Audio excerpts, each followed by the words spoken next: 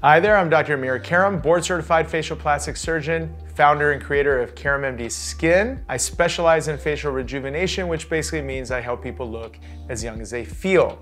And today we're going to talk about probably the essence of facial aging, and that is, how do you treat jowls, right? I mean, that in of itself is probably on everyone's mind when it comes to the thing that they're trying to avoid.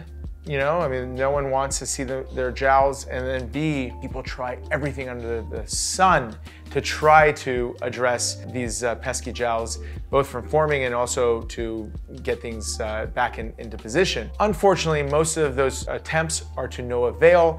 You end up wasting lots of time and money, and really just a waste of energy and a lot of disappointment. And this video will hopefully put into perspective and make it very, very clear what you need to do if you start to see jowls forming. And if you are younger and you don't have them yet, well, when they do form, which they inevitably will in all of us, this will give you a perspective on exactly what to do when it happens and what not to do along the way or when it happens. And this will hopefully keep you on a very, very straight path to efficiently and effectively manage aging. All right, so here's what it comes down to. The essence of looking old, all right, that's just the reality, the essence of it, is a change in the facial shape, right? So when you think of somebody who's young, there's two persistent qualities. Number one is they have really young looking skin, right? I mean, what is young looking skin? It's supple, it's clear, doesn't have a lot of fine lines and wrinkles, it doesn't have a lot of pigmentation. That's young looking skin. And young people have it. Second is the shape of the face is firm along the jawline, firm along the neck, elevated all the way through, shaped almost like an upside down triangle or like a heart. Now, you can't miss it. You see somebody across the street, you know from across the street that's a young person. And the reason you know that is because they have these two aspects. Now, just to clarify a couple points. I'm gonna separate skin from shape, and I'm gonna simply say this. The skin is 100% in your control. You totally have command over defying the skin aging. I've done lots of videos on our Skin School series, and I continue to talk about that. Really, it comes down to sun protection and the use of the right active skincare ingredients consistently over time. It's a very simple, tried and true, no questions about it. This is not me making it up, not my opinion. This is just the simple fact. All you have to do is talk to people in their 60s and 70s who have amazing looking skin that don't look like they've aged at all in their skin, and ask them what they've done exactly that. And that was the whole premise for me to get behind developing a skincare routine, which is the trifecta under Karam MD Skin, which allows people to do that efficiently and effectively. All right, so enough about that, but that's completely separate, that's totally in your control. Now, when it comes to shape, you have no control over it. Sad to say, you can eat the best foods in the world, you can diet the best, have the least stress, you could, all that stuff, best genetics. All I can say is that eventually it's going to happen. The best genetics in the world just means you're delayed by 5 or 10 years. If you have lots of stress, it means that it comes a little bit sooner. Bottom line is it's gonna come. So this is what this video is about. What are jowls and what do you do about them? So here's what it comes down to. A jowl is really, I would say, diagnosed, defined by soft tissue that's sagging below the jawline. So if you look at somebody from the side point of view, a jowl will hang below this part of the jaw. So the jawbone is normally straight, soft tissue is straight over it, and then just below you'll see the sagging soft tissue. On the front view, when you look at them, remember we said that the young face is shaped like basically a V, upside down triangle. As it ages, it becomes much more like a square. It all starts to come downward, it becomes more squarish. That squaring effect can be seen as loss of definition along the jawline, loss of that V shape, more square. That is jowling. So what is causing jowling? Jowling is basically the thing that holds your entire face together, which is the fascia, starts to unravel and essentially becomes longer. So the elongation of the fascia starts to cause the face to come down. And when that happens, there's no tightness across these bony structures like your cheeks and your jawline. And as a result of that, everything starts to look older, takes on an older facial shape. So when that happens, usually it's hormone dependent. For women, it tends to happen right around the late 40s and 50s when estrogen levels drop during perimenopause and menopause. This, like a trigger, starts to go off. You start to see it almost automatically. And the impact of that is the neck is connected to the facial fascia. So as the face comes down, nothing is holding the neck up anymore. And so your neck starts to sag too.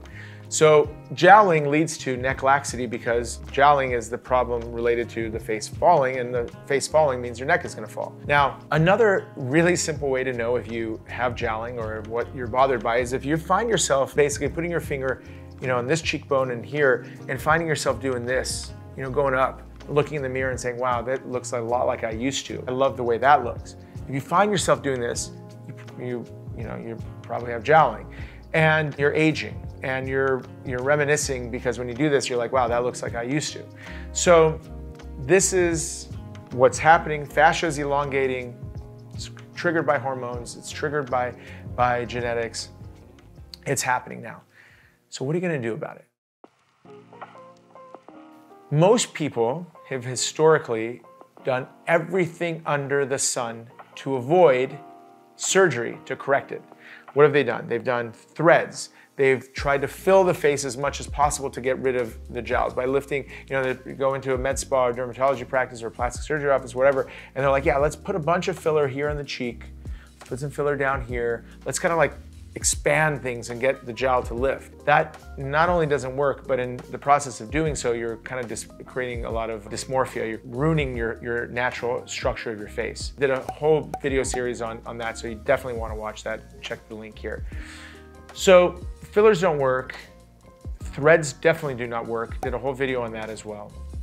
Radio frequency devices, which are basically the idea of like, putting your face like in a microwave, for example, and heating it up so that this tightens up around it, more harm than good. Definitely doesn't work either. So therapy, Thermage, Morpheus 8, all those things, they don't work, right? Cat's out of the bag on those. I mean, it's not even a point to argue anymore, whether it does or doesn't. It just simply doesn't work. So now you're left with, what am I gonna do? Well, I mean, obviously, Botox Botox is not even meant for that. Those are the kind of the big three: radio frequency or energy devices, threads, and filling. None of that works. Even a fat transfer doesn't work. It's not meant for trying to lift the face. So then you're like, what's gonna do it? Simple reality is the only thing that's going to do it is surgery. Folks, you're looking at me and saying, oh, of course you're gonna say that. You're a surgeon. You like to operate. You wanna operate. You wanna get us, look. If those things that I just mentioned worked, I could have 5 offices all throughout the country, all throughout San Diego, packed with nurses and nurse practitioners in there, doing these different devices, because quite frankly, I can only operate on like 20-something patients a month, right? So I can't treat everyone who needs their face treated with the things that I'm talking about here. Far from it, not even close will I ever be able to treat everyone who wants to get their surgery. Even if they want to have their surgery with me, there's no chance for me to be able to treat everyone.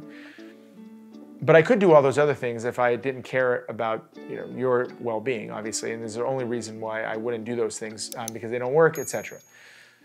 So what I'm telling you, please try to take it from the perspective of lessons learned and what's actually real and what's not. But in the surgical category, and this is where it gets confusing for you, and this is where it gets a little bit challenging. In the surgical category, you've got a lot of choices because you've got a lot of surgeons to pick from. How do you pick a surgeon who's going to give you a result that leaves you looking younger, that leaves you looking natural, that leaves you looking like you haven't had any work done, and ultimately gives you 10 to 15 years where you don't have to like mess with this anymore? That's not always easy, and that's where it gets tricky. In that situation, honestly, at the end of the day, you're gonna have to just do your homework. What I perform is a technique called the vertical restore. I don't perform a standard facelift. Vertical restore is the unique trademark procedure that I developed myself that basically lifts the neck, the jawline, treats the jowls, the neck, the mid-face and the lateral brow all together, and it moves everything upward in the deep plane. It's a complex procedure, but it works beautifully every single time in my hands, and patients always look years younger, as you can see by the before and afters. They look totally natural. They don't look like they've had any work done, and ultimately is the reason why patients literally travel from all over the world to come have this procedure done with me in my office. Now, clearly it's not for everyone. Clearly, you know, there's a lot of different reasons why it might not be right for you, but my bigger point here is, let's say it's a financial reason why you can't have surgery done. The last thing you want to do is waste your hard-earned money on things that don't work. So take that and think about that for a second. If those things that don't work, they're not free, they actually add up and it costs a lot of money over time, they're not giving you the result you're looking for, then all you're doing is throwing money away there. That's just the reality. You got to think about it from that point of view. It's better to not do something that's going to harm you and not do something that's ineffective, and just focus on your skin and just focus on, you know, keeping that skin. Because remember we said 50-50, skin and shape. Well, if you can't do the surgical aspect for whatever reason, access, timing, downtime, money, whatever it is, then focus on the other 50%. That you have control over, and it doesn't cost anywhere near what surgery would cost. However, if you can, then ultimately, same thing, save your time, energy, money on those ineffective treatments, and plan and do the one thing that's gonna help you get where you wanna get, and treat the thing that you're trying to treat. So I wish I could give you something, you know, more, I guess, exciting to share. Oh, we got this whatever device that can, you know, you go in there and a week later you look this much younger, and you know, it's like nothing. These are the promises that you hear from the industry all the time, and they have always been empty, and they'll continue to be empty. I can't see anywhere on the horizon where there's going to be some kind of powerful, you know, non-invasive that's going to take care of jowling and do this and that, because the problem is too deep, and there's no way to do that without injuring the deeper structures, which are like nerves and all that kind of stuff. I can't get my head around how that could be possible. Until then, until the day that that actually comes where there's actually an effective treatment out there, this is the truth as it stands as of right now in 2023. And it's been the truth actually for the last, you know, however many years. I mean, there hasn't been a substitute for surgery yet, despite the fact that we've tried everything under the moon for the last 20+ years to try to avoid surgery in so many cases. And you've seen by some of the videos that I put out there, and you hear and read about the comments that people have put out there, their own personal stories are extremely consistent with what I'm sharing with you. So long story short, surgery in the right hands, using the right technique, is the only way to treat jowls when they happen. Please, my friends, do your homework, take your time, you know, recognize the fact that not all surgeons do things the same way. Not all surgeons, you know, have the same level of experience or talent or focus and specialization. You know, it doesn't have to be me, obviously, but find a surgeon that fits you, that you know, you feel good about based on the criteria. And again, we've even done videos on how to find good surgeons and what to look for and all that kind of stuff. So do yourself a favor and take all this very seriously, so you can ultimately, you know, win this game. In the meantime, sun protection, skin care, and treat your jowls the right way. I hope this was beneficial for you. I hope this was enlightening for you. I know it's kind of a no BS approach. You know, I'm very blunt and straight, and I don't mind, you know, saying things that other people may not feel comfortable saying publicly or whatever. But I think my purpose is to empower you and to help you make the best decisions and treat all of you like I would treat my own wife or anyone else in my family or friends circle that I would advise. Folks, if you enjoyed this video, hit like. If you have any questions or comments, drop them in the comments below. I will do my absolute best to answer as many of them as possible. Share this with some friends and family. I want, you know, let's get the word out. Let's get conversations around this topic.